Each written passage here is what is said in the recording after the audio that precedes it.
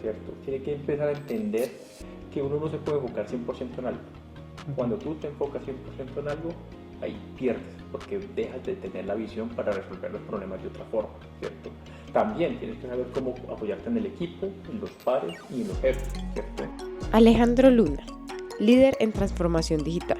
Con más de 17 años de experiencia, ha sido artífice de proyectos que han revolucionado la forma en que la tecnología impulsa la operación de una de las empresas líderes en telecomunicaciones.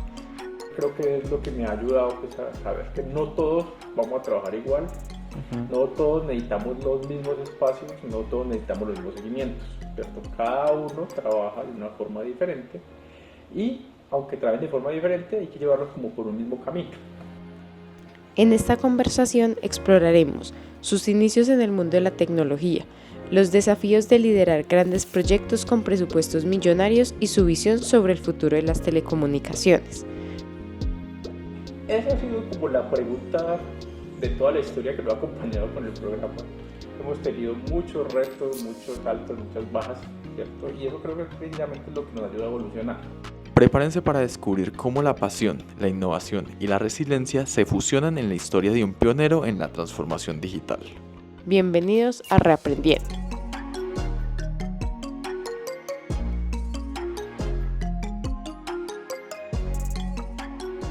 Muchas gracias, Alejandro, por sumarte al podcast Reaprendiendo.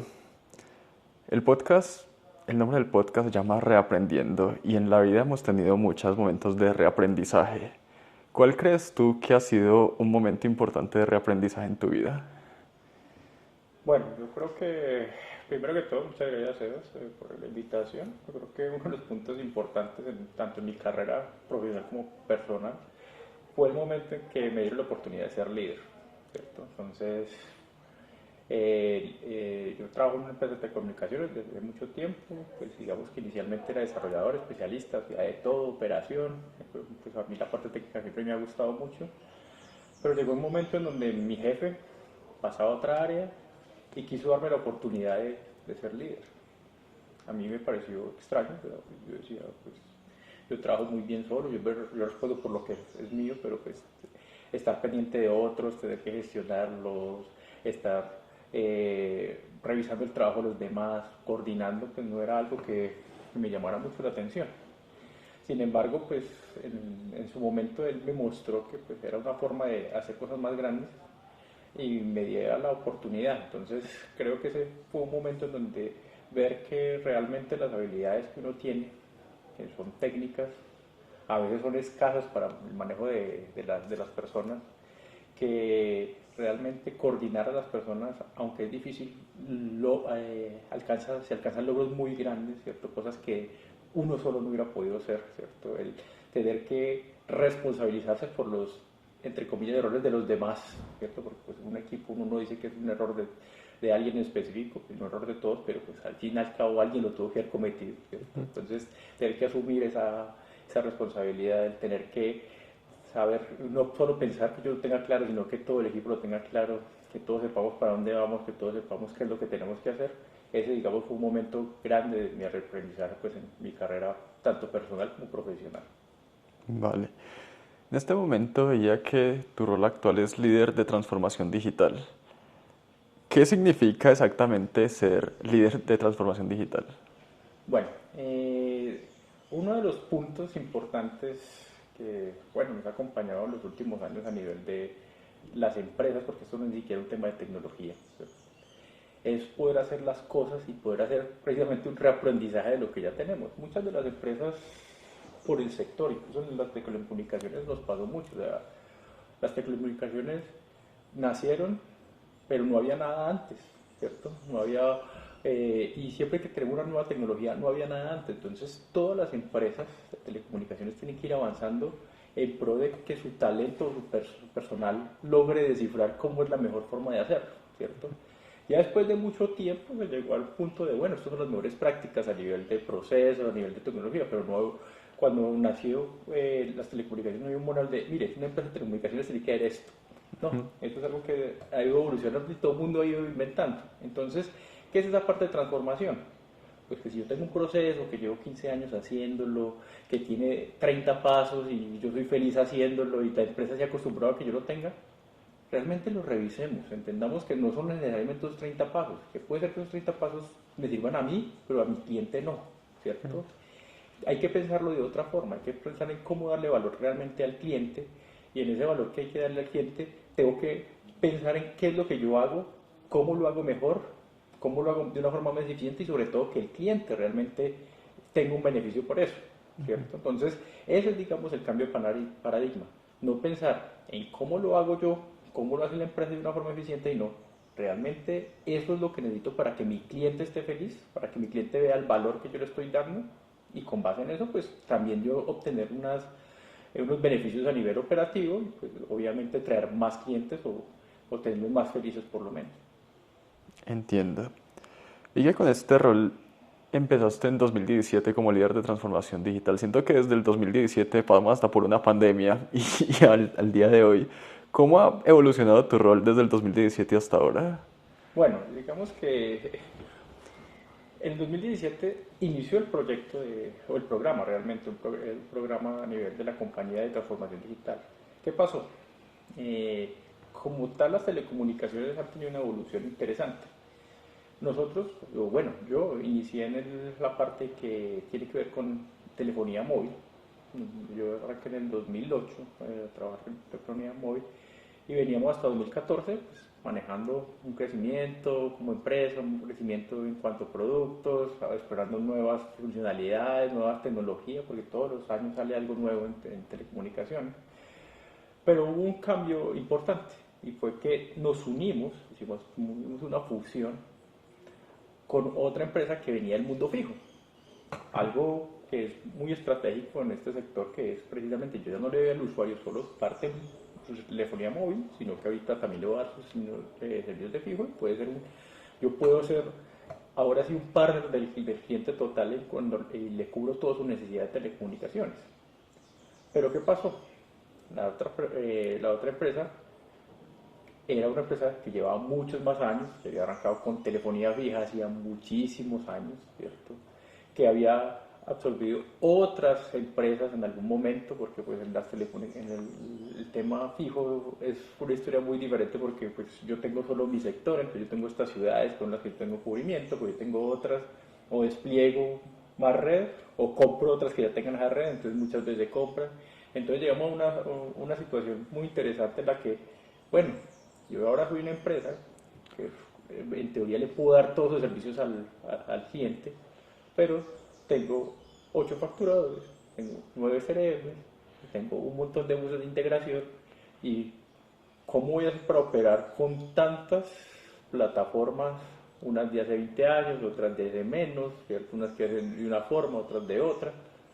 Y pues eso operativamente es una ineficiencia grandísima. Entonces, ¿qué es lo que tengo que empezar por pensar? Tengo que empezar a pensar cómo es el proceso que debo tener. O sea, yo tengo ahí, así como tengo 8 facturadores, tengo 8 procesos para facturar. Entonces, ¿cuál es el verdadero proceso que yo quiero en el futuro? ¿Dónde es que voy a llevar esto? Y ahí precisamente hacer como ese aprendizaje. Entonces, en ese inicio, cuando yo arranqué en 2017, ese era el problema. Entonces, teníamos como la discusión, bueno, yo quiero llevar mi proyecto como un tema de negocio, o sea, voy a mejorar mis procesos, o yo quiero llevar mi proyecto como un tema de tecnología, quiero unificar y reducir mis plataformas, ¿cierto? Esa ha sido como la pregunta de toda la historia que lo ha acompañado con el programa. Hemos tenido muchos retos, muchos altos, muchas bajas, ¿cierto? Y eso creo que precisamente es lo que nos ayuda a evolucionar. Y en la evolución que yo he visto, digamos, entre ese rol que yo inicié, que los veía en ese momento muy del lado de los técnicos, ¿cierto? Mi mentalidad era, yo tengo que unificar todo esto. Precisamente el crecimiento ha sido en, bueno, yo tengo que unificar todo esto, pero pensando a futuro, pensando en el cliente, pensando en que no es solo lo que me digan los usuarios que quieren hacer, sino lo que yo veo o lo que yo siento que debo tener listo para el futuro. ¿Qué pasa? Esos proyectos no son de 1 año ni 2 años, ¿cierto? O sea, unificar un facturador, apagarlo, llevar a que se migre a otra plataforma, no es un tema sencillo, es un tema de muchísimo trabajo, y por lo mismo entonces cuando tú arrancas el proyecto o esa etapa del proyecto de una plataforma en la que te enfocas, es muy diferente cuando tú inicias ese proyecto a como tú terminas. Cuando tú terminas, resulta que ha pasado un montón de cosas en el mercado, hay nuevos productos, hay condiciones que han cambiado, nuevas regulaciones. Entonces no es suficiente con pensar, bueno, yo tengo esto acá y lo voy a llevar acá, sino que tienes que pensar, bueno, esa es una parte, pero yo tengo que ir pensando en lo que van a necesitar a futuro para que cuando yo llegue allá esté preparado y pueda seguir operando sin restricciones para la empresa. Entiendo. Y ahora, sobre todo con todo este tema de inteligencia artificial, supongo que eso ha revolucionado también un poco el cómo ustedes ven el futuro dentro de las telecomunicaciones en general. Mi duda va más porque, o sea, cuando ustedes arrancan un proyecto, yo siento que el cómo va a estar en el futuro es pura intuición. Eso es pura intuición. Y hasta qué punto se basan en los datos de lo que tienen para tomar decisiones, hasta qué punto se basan en puramente intuición para decir, bueno, sí, vamos a tirar por aquí y si sale bien y puede que no. Bueno, es parte y parte. O sea, lastimosamente, como estamos hablando de futuro, no hay algo 100% seguro, ¿cierto? Entonces, hay un tema de datos, sí, y el tema de datos es muy importante, sobre todo para simplificar, ¿cierto? Uno llega y mira, por ejemplo, un proyecto que estoy viendo hoy, telefonía fija. ¿Vamos a hacer todas estas transacciones de telefonía fija? La respuesta es no. O sea, ¿qué vamos a hacer esto no está creciendo, lo que cobro por cada teléfono fijo es mínimo, eso es casi que por no perder ahí la costumbre de que el usuario tenga un teléfono, pero no es el futuro, o sea, no es el desgaste que debemos tener, ¿cierto? Y para eso precisamente los datos nos lo muestran. Puedes ver la cantidad que tenemos, el ARPU, el ingreso que tenemos por telefonía, y me dicen, no, pues, esto no es. Pero ¿qué pasa? Hoy en día decimos, no, vamos a tener unificado, digamos, todos los productos. Listo. Televisión. Llegas y miras televisión. Dice, bueno, ¿será que hay que invertirle? ¿No hay que invertirle? Tú miras, pues no es que esté creciendo mucho. Tú sientes, o sea, por lo menos en el caso mío, yo casi nunca veo televisión por cable, o sea, siempre ya es por dispositivo, una aplicación, ¿cierto?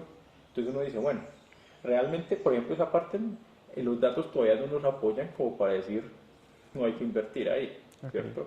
Sin embargo, pues por el cambio a nivel de tus costumbres, de lo que sientes, pues, ves que a futuro no vas a tener ese crecimiento, entonces puede ser que no sea el enfoque que debes darle, ¿cierto? Entonces, eso es un mix, uno no puede decir si 50-50, 80-20, precisamente depende de la disponibilidad de los datos que tengas en el momento, porque otra cosa también tiene que ver con la transformación, es tener esas visiones a todos los niveles. En el tema de telecomunicaciones hay una cosa muy interesante y es que cada plataforma tiene sus pros y sus contras, ¿cierto? Hay plataformas muy viejas que tú que ahí no tienes información, otras muy nuevas que tienes hasta tu dashboard que viene directamente, si no tienes que hacer nada adicional para poder ver los datos. Pero precisamente esa trazabilidad es algo que tú tienes que tener en cuenta a nivel técnico para que tu nueva arquitectura, tu nueva plataforma sí lo tenga, para que te permita de alguna forma darle esa visión al negocio. Ok, vale. Cuando uno va escalando en esta jerarquía organizacional, como decías antes, uno empieza a tener que mostrar resultados, cada vez hay gente más alta en la organización y aparte se tiene que empezar a responsabilizar también por los desarrollos de otras personas o lo que está haciendo la otra gente. Dentro de eso pasa que uno empieza a tener más presión y más carga laboral. ¿Cómo manejas tú la presión y cómo haces para no dejar que el trabajo consuma muchísimo de tu vida? Bueno, eso sí ha sido un aprendizaje porque precisamente yo, digamos que ese aprendizaje lo hice al revés. Okay. Yo tuve mucha presión al principio porque manejaba una plataforma que era muy crítica, ¿no? Una plataforma que manejaba el sistema de prepago. Entonces, ¿qué pasa con la plataforma del sistema de prepago? Tiene una dualidad. Es una plataforma tanto de TI porque ahí uno hace desarrollos, ahí uno hace implementaciones en su base de datos, pero también una plataforma de red. O sea, él se comunica con las centrales, él está arriba todo el momento y está contabilizando cada llamada, cada consumo que hace de datos, ¿cierto? ¿Qué pasaba cuando se caía la plataforma de prepago? Se fue la red, ¿cierto? O sea, no es lo mismo que si hubiera caído la central. Okay. El usuario queda por fuera, obviamente toda la empresa queda por fuera y cada minuto que pasaba era un montón de plata que estábamos perdiendo. ¿Qué pasaba? Pues esa era mi presión a mis primeros años. Luego uno empieza a entender que la gravedad de una falla de estas, pues hay que gestionarla de una forma diferente, ¿cierto? Pero cuando empiezas a trabajar con personas, uno dice, bueno, las personas son diferentes, no es una plataforma, o sea, no es que se caen o suben o funcionan y están funcionando todo el tiempo. Ahí pues tuve necesidad precisamente de empezar a entender eso, ¿cierto? De cómo era que debía gestionar las personas. No me iba mal, ¿cierto? Pero quise pues, precisamente estudiar, de ahí que hice pues tanto pues en la empresa le dan unos cursos a uno básicos de cómo es que se tiene que trabajar, pero uno también tiene que empezar a evolucionar. Hice una especialización en gerencia de administración financiera, que estaba orientada a finanzas, pues también tenía su parte de gerencia que era importante. Y después hice un MBA, ¿cierto? Precisamente para fortalecer mucho la parte de habilidades blandas, ¿cierto? ¿Qué pasa? Uno como tal tiene que empezar a ser un ser más integral, ¿cierto? Tiene que empezar a entender que uno no se puede enfocar 100% en algo. Cuando tú te enfocas 100% en algo, ahí pierdes, porque dejas de tener la visión para resolver los problemas de otra forma, ¿cierto? También tienes que saber cómo apoyarte en el equipo, en los pares y en los jefes, ¿cierto? Todos somos diferentes, no todos reaccionamos igual a los mismos escenarios, y de ahí que uno tiene que empezar a identificarlo, ¿cierto? O sea, no es un trabajo de solo uno, ¿cierto? Sino de entender a los demás. Manejar la presión, pues afortunadamente con lo primero que te contaba, ya el tema de la presión para mí dejó de ser un problema porque mantener la calma lo he logrado, ¿cierto? O sea, no siempre se logra, no es 100%, pero pues digamos que a nivel general no caigo en la presión de esto se acabó y hasta aquí llegué, no, ahí pues, digamos lo puedo manejar. Pero también está en entender las personas, entender cuando una persona de pronto, y pasa cada rato que alguien se ofusca en una reunión, pega un grito, no, esto no puede ser así, esto tiene que, listo, uno tiene que entender qué es lo que está pasando a la persona y no tomarlo como algo personal, ¿cierto? Hay que entender más de cómo es que lo tienes que solucionar, qué es lo que está queriendo que pase y entender si uno le puede realmente ofrecer eso o no, ¿cierto? A medida que sube, pues claro, es muy difícil, cada vez sientes más, ¿cierto? Porque pues, ya no es el gerente que te está diciendo, sino ya es el accionista de la empresa, que en estos casos multinacionales es alguien que es el jefe del jefe del jefe del jefe, que el que está diciendo que necesitas hacer eso.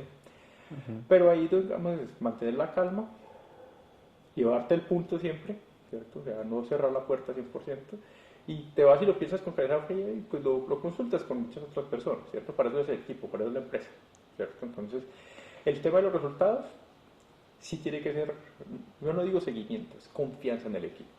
Si tú tienes un equipo que sea consciente de lo que necesitan hacer por la empresa, seguro las cosas van a salir. O por lo menos, o sea, nadie lo echa por hacer su mejor esfuerzo, ¿cierto? Ese es el punto. Hay que hacerlo totalmente tranquilo, pensando en hacerlo muy bien, ¿cierto? Y con el apoyo del equipo. Eso es como lo importante. Vale. Precisamente en ese último punto de confiar en el equipo, ustedes que tienen tantos proveedores de software y en general supongo que proveedores de todo deben de tener, creo que hay un reto importante que es alinear los equipos con los resultados de la empresa, ¿cierto? Porque yo soy una casa de software, mi objetivo es algo diferente al objetivo de lo que puede tener la empresa que me está contratando. Y creo que es trabajo del líder precisamente alinear a todo el mundo para que tenga como ese mismo objetivo o que mi objetivo sea también el objetivo de ellos. ¿Utiliza alguna estrategia o algo que hagas para alinear a todo el mundo para que estén apuntando al mismo objetivo?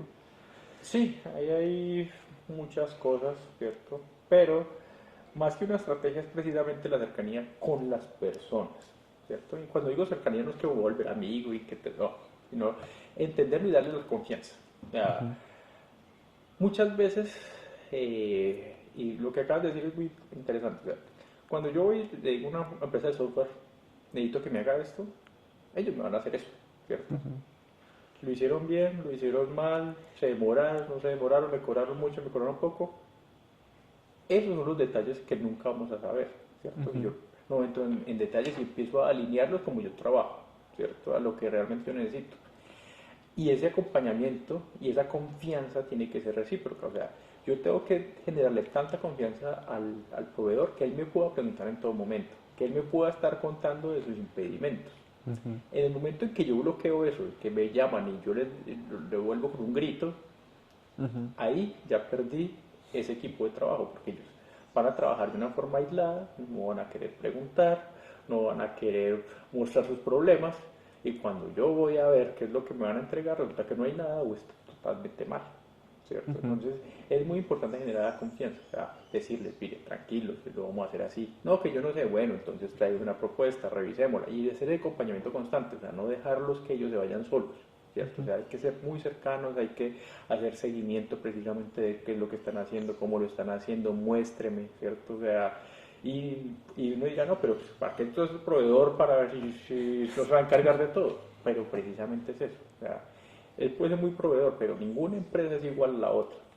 Y el mismo requerimiento de una empresa lo pueden haber hecho totalmente diferente en otra. Entonces es donde nos necesitamos alinear, y esa alineación ya llega precisamente en esos detalles. Vale. En tu rol como líder de transformación digital, ¿cómo dirías que se mide el éxito? O sea, ¿qué es ser un líder de transformación exitoso? Bueno, en este caso, nosotros como estamos haciendo temas de simplificación de procesos, es ver ese proceso funcionando, ¿cierto? Entonces, cuando, por ejemplo, el usuario dice, uy, pero una venta ya no necesito media hora para hacerlo, sino que ya lo puedo hacer en 5 minutos con esta vista. Eso es un éxito, ¿cierto? Es ver precisamente, o cuando tú vas y revisas, el facturador se demoraba un día antes haciendo la facturación, ahorita se demora 8 horas. Eso es el éxito. Obviamente también hay otros éxitos que son más tangibles a nivel corporativo. Hay eficiencia, ¿cierto? En cuanto a recursos, en cuanto a procesos, ese tipo de cosas, obviamente son los que realmente generan ese valor al usuario, a la empresa, pero realmente para mí es más gratificante cuando veo que el usuario está más tranquilo con lo que se implementó que lo que tenía antes, porque eso es una cosa importante. Decíamos, pues puede ser que estos sean 30 pasos, pero pues ahorita quedaron 2, pero son más difíciles para la persona, ¿cierto? Pero pues si tienes tanto una simplificación a nivel corporativo de procesos y para la persona que lo está haciendo, eso es una ganancia grandísima, y precisamente de eso se trata la transformación. Entiendo.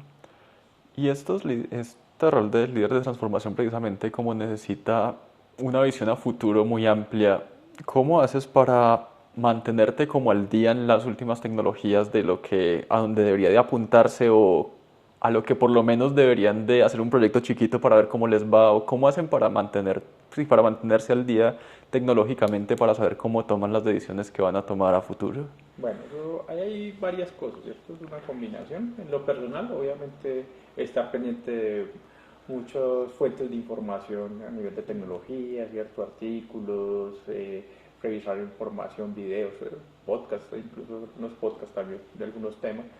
Pero pues digamos que a nivel corporativo sí hay varias estrategias. Entonces, nosotros tenemos el apoyo de algunas empresas, bueno, algunas empresas no, del equipo regional, por ejemplo, el equipo regional nos da la visión de algunas cosas que están haciendo en otros países o que se quiere que se haga, ¿cierto? Y pues también a nivel interno, ¿cierto? O sea, el equipo puede de generar esos espacios, depende de compartir nuevas experiencias, nuevas tecnologías, y también con los proveedores, porque muchas veces los proveedores traen las ideas, ¿cierto? O sea, hay proveedores que dicen, pues obviamente, mire, en tal parte hicimos esto, tenemos este caso de éxito, siempre hay que sacar espacio para escucharlo, ¿cierto? Incluso muchas veces lo llaman a uno X proveedor que uno no conoce, no, quiero que me regale media hora, bueno, hágale, escuchemos qué es lo que usted tiene, ¿cierto? Precisamente digamos, el tema de tecnología se está inventando todos los días tenemos cosas diferentes, todos los días tenemos formas diferentes de hacerlo, entonces es muy importante estar escuchando y alerta y dar esos espacios para poder estar medianamente actualizado. Nunca vamos a estar actualizados, pero por lo menos estar como en la idea de que para dónde estamos yendo la industria y qué es lo que se está haciendo. ¿Y cómo se balancea esas decisiones de riesgo de tomar como una tecnología que ya está estandarizada en el mercado y otra que a lo mejor es una tecnología emergente que a lo mejor uno le ve futuro, pero no lo ha implementado nadie o los que lo han implementado es chiquito? ¿Hay algún balance que hagan de Bueno, riesgo? en ese caso yo soy muy conservador, ¿cierto? O sea, yo soy de los que en un proyecto que es grande, rara vez te lanzo por una tecnología que no haya visto por lo menos un caso de éxito, ¿cierto? Porque yo digo, no, ya lo implementaron, no sé, en AT&T hicieron un proyecto de esto. Ah, bueno, ya sabe que de alguna forma eso funciona. Además de que en este campo, en esta industria, pocas veces están hablando de poca carga. O sea, aquí estamos hablando de plataformas que manejan millones de transacciones al día. Entonces, si es para probar algo, que esta tecnología, que lo que sea, no es lo más recomendable porque puede ser meses de implementación y días de pérdida de eso. Entonces, aquí aquí hay que llevar un poco, o sea, no hay que ir a lo de punta, ¿cierto? Ir más como algo más seguro, precisamente entendiendo de pronto los casos de éxito que se han documentado o alguna experiencia que uno conozca de forma cercana para poder estar tranquilo que por donde va no va a tener un golpe, digámoslo así. Además de que como aquí se están haciendo cambios todo el tiempo, es difícil volver para reimplementar algo que ya está funcionando, ¿cierto?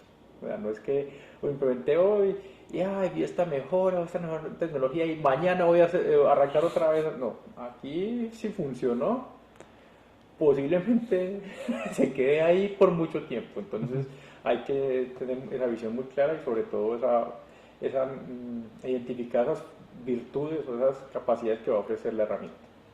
Vale, vale. Otro tema que ustedes tienen es precisamente que al trabajar con muchos proveedores, y no solo proveedores de locales, sino que muchos proveedores son incluso de Asia, Europa, de todo. ¿Cómo manejan ustedes la multiculturalidad a la hora de trabajar? Porque yo siento que eso es difícil. Yo siento que, por ejemplo, yo siempre he trabajado con gente de Estados Unidos y a veces es difícil, sobre todo por chat, que a veces le dicen algo y uno, ¿será que me lo dijo mal o está siendo rudo o qué pasó? Siento que con gente de Asia seguramente tengan ese mismo tema. ¿Hay alguna, no sé si llamarle estrategia o algo que hagan para adaptarlos a la cultura de ustedes o ustedes se adaptan a la cultura de ellos? Bueno, eso sí es un tema bien interesante. Por ejemplo, inicialmente cuando arrancamos con el proceso de transformación teníamos un proveedor grande de Asia, ¿cierto? Entonces teníamos mucha gente de China, mucha gente de India y cercanos, ¿cierto? Hubo una época, pues, antes de la pandemia, entonces ellos venían, ¿cierto? Ellos estaban acá por largo tiempo y era de alguna forma fácil de adaptarlos porque pues ellos los veían todo el tiempo, ellos ya almorzaban con nosotros, comían con nosotros, salían un rato con nosotros, entonces ellos nos empezaban a entender mucho más y pues uno también entendía ciertas costumbres, ¿cierto? Que ellos tenían. Ya con el tema de todo es remoto, tema es más difícil, ¿cierto? Porque ya uno no sabe exactamente, uno puede estar acá hablando lo que me pasa a mediodía, ellos ya están allá a las 11 de la noche, entonces tomarlos en el mismo humor, en el mismo tiempo, de bueno, no nos vamos a alargar sino media horita más esta reunión, pero pues ellos ya están trasnochando allá, pues es difícil, entonces ahí es donde no solo es un tema de una estrategia, sino también ser siempre, uno darle la confianza y todo, y ser muy empático, ¿cierto? O sea, puede que él esté en ese momento de la reunión, esté haciendo un esfuerzo grandísimo para poder estar despierto porque son las 2 de la mañana ya, ¿cierto? O sea, también entender muy bien cómo es que se expresa, ¿cierto? O sea, así como, pues bueno, una oficina puede tener que es muy, se pone bravo por cualquier cosa, el otro que le encantan los chistes, el otro que no es todo serio, no dice sí, no, y no le para bolas a uno, pues eso también pasa con unas personas que estén remotos, que pueden ser de otras culturas. Entonces, realmente es un tema complejo al principio. Hay una ventaja y es que precisamente muchos de los proveedores saben que de esa dificultad y intentan que su equipo se prepare mentalmente antes, haga un proceso de adaptación antes de trabajar directamente y sobre todo intentar hablar mucho con ellos. Aquí nosotros por ser latinos intentamos hablar de más, ¿cierto?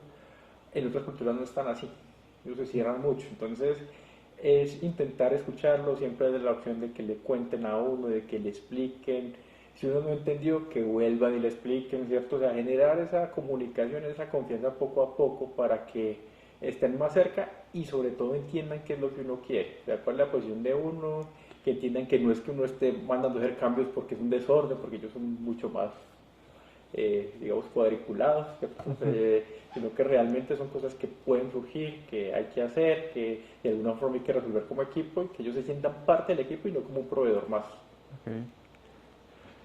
Digamos, en mi caso, que nosotros somos proveedores, yo siempre he estado en consultoría.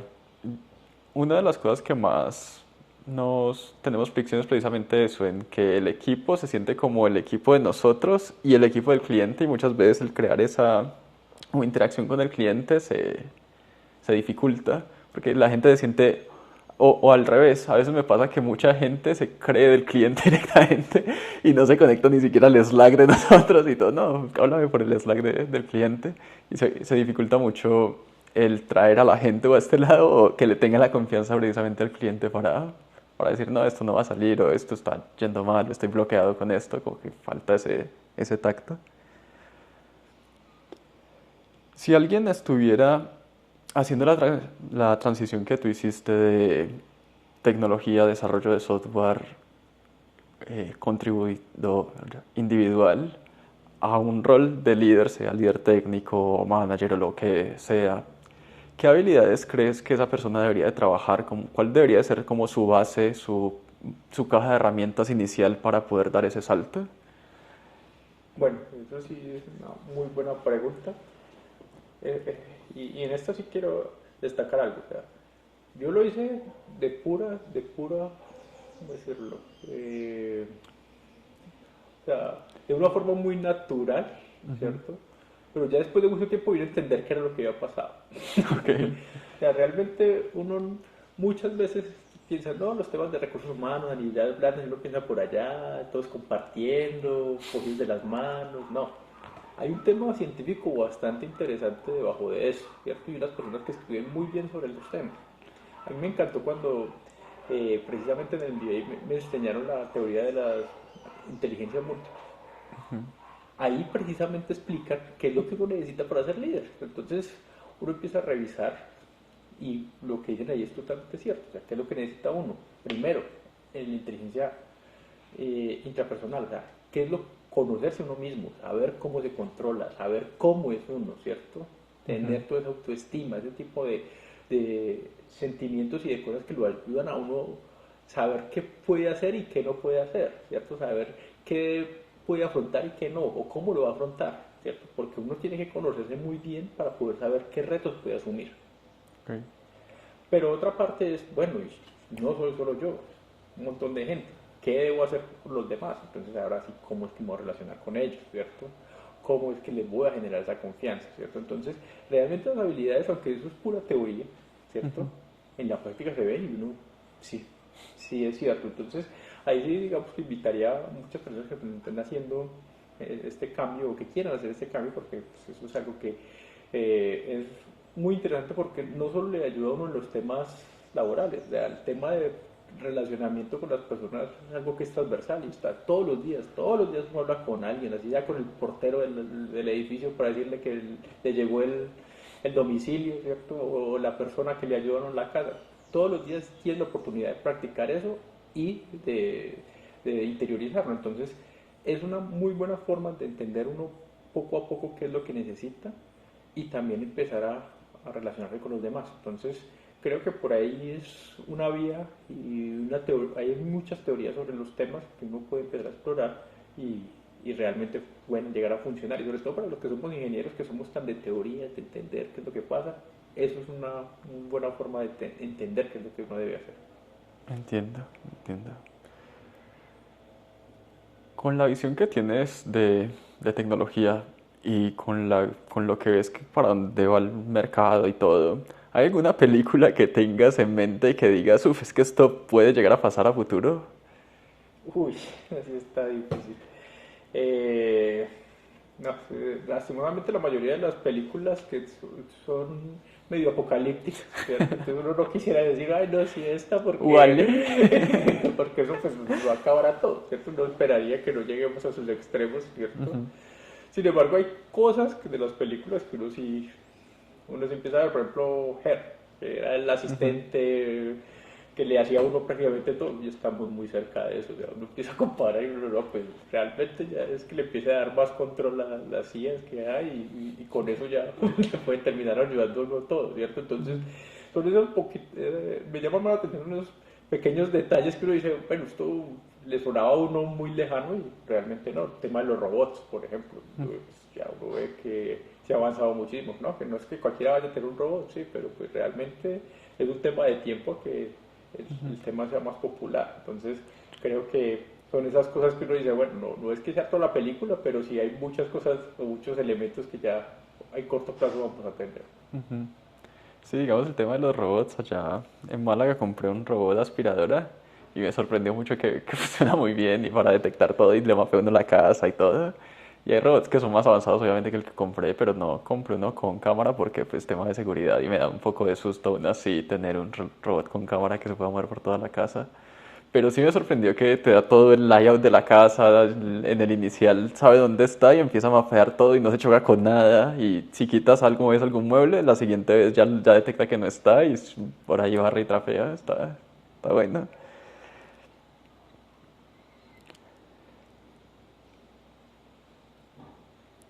Dentro de la empresa, cuando empiezan a tomar estas decisiones de innovación, o sea, ¿cómo se toma una decisión de estas? ¿Es más porque el negocio lo pide o porque ustedes ven esa oportunidad para innovar y dicen, este es el momento de atacar este sistema? Bueno, lastimosamente tiene que ver más con el negocio. Digo lastimosamente porque nosotros deberíamos tener una cultura más de innovación, ¿cierto? Sin embargo, el tema de tecnología consume tanto en este tipo de industria que rara vez se tiene un espacio como para uno decir, bueno, vamos a hacer esto, ¿cierto? O sea, normalmente estamos 100% con los proyectos, o 110 porque llegó uno nuevo, y ese espacio de innovación pocas veces se da, además de que es una dificultad que siempre se tiene, o sea, alinear esa innovación con lo que necesita el negocio. O sea, siempre vas a necesitar el negocio, o sea, porque tú dices, no, sí, yo tengo esta herramienta, no, o llegó este nuevo lenguaje y yo quiero hacer un proyecto con él. Bueno, sí, y te puede hacer un proyecto con él, no hay problema. Pero eso tiene que tangibilizarse en algo que el negocio necesite o en algo que nos genere un ahorro, un ingreso, porque de lo contrario no es viable para la empresa. O sea, la empresa no es un laboratorio para aprender tecnología. La empresa es algo que está generando valor y necesita generar ingresos para poder sobrevivir, ¿cierto? Entonces, eso es, digamos, la gran dificultad. Entonces, por eso es que casi siempre terminan haciendo y una necesidad del negocio para poder nosotros llevar, no, bueno, esta oportunidad, en este caso vamos a montar esto que está nuevo o esta nueva tecnología o vamos a implementar esto, porque pues digamos es donde uno dice, bueno, aquí la preparación que tú tengas y el contexto que tú tengas es donde te puede llevar a facilitarlo, pero es porque el negocio necesita algo realmente. Vale, vale, vale. ¿Tienes algún proyecto en mente como el más desafiante que hayas hecho y podrías contarnos cuál fue el desafío y cuál fue el output del proyecto? Bueno, han sido muchos proyectos, pero a mí el que más me ha gustado precisamente fue el primero que tuve con la parte de transformación, que fue, aunque fue muy técnico en su escala, pero fue precisamente exitoso, digámoslo así. O sea, la cantidad, o sea, lo que hubiera podido pasar en el proyecto era casi que una catástrofe y afortunadamente fueron mínimos los problemas. ¿Por qué? Precisamente porque era migrar una plataforma que estaba 100% en línea, que tenía más de 12 millones de usuarios, que llevaba un montón de tiempo en la empresa, ¿cierto? Estamos hablando de 10, 12 años, y que la estábamos llevando a otra, con una estructura muy diferente, con unos cambios grandes, ¿cierto? Precisamente el reto era que eran equipos multiculturales, teníamos personas de muchas partes del mundo, ¿cierto? Por personas con las que no habíamos trabajado nunca, que incluso nunca vimos en persona.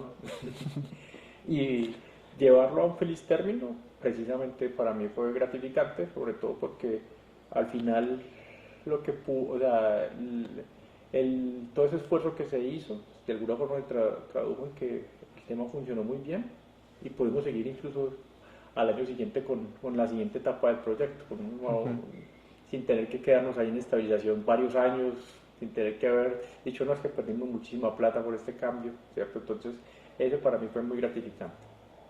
Vale. ¿Podrías también hablarnos un poco de ya mencionaste que tu filosofía del liderazgo va mucho en confianza y eso, dejar ser a las personas con las que trabajan, pero siempre teniendo como estos checkpoints en donde se verifica qué están haciendo? ¿Cómo ha cambiado tu filosofía de liderazgo con los años? Bueno, digamos que lo que he cambiado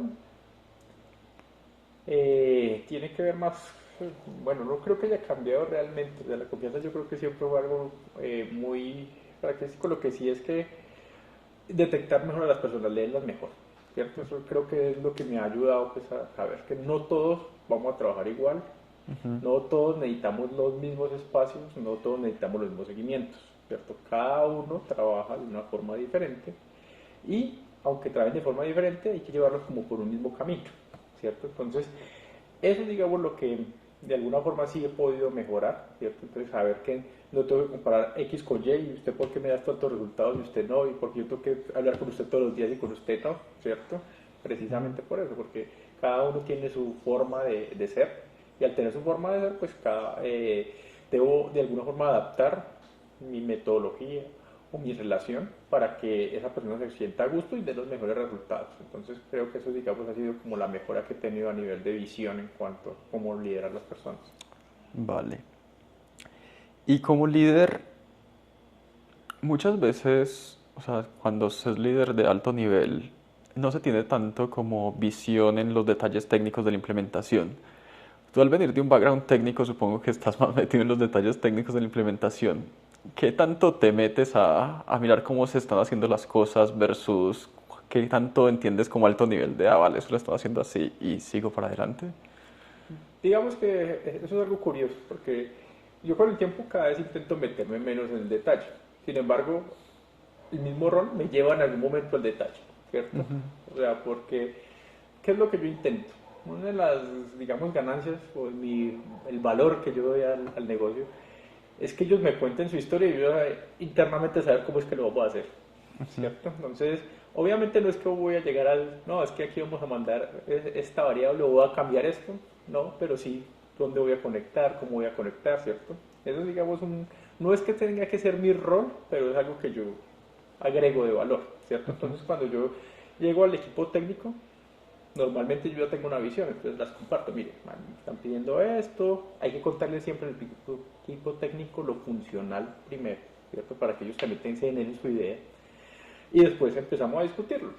Hay veces no queda lo que yo pensé, lo hacemos de otra forma, otras veces sí queda lo que yo pensé porque le di a la mejor forma de hacerlo por lo que conozco. Pero digamos que mi visión siempre es llegar hasta ahí. ¿Qué pasa? Normalmente, pues yo tengo que decirles, bueno, hagan su diseño.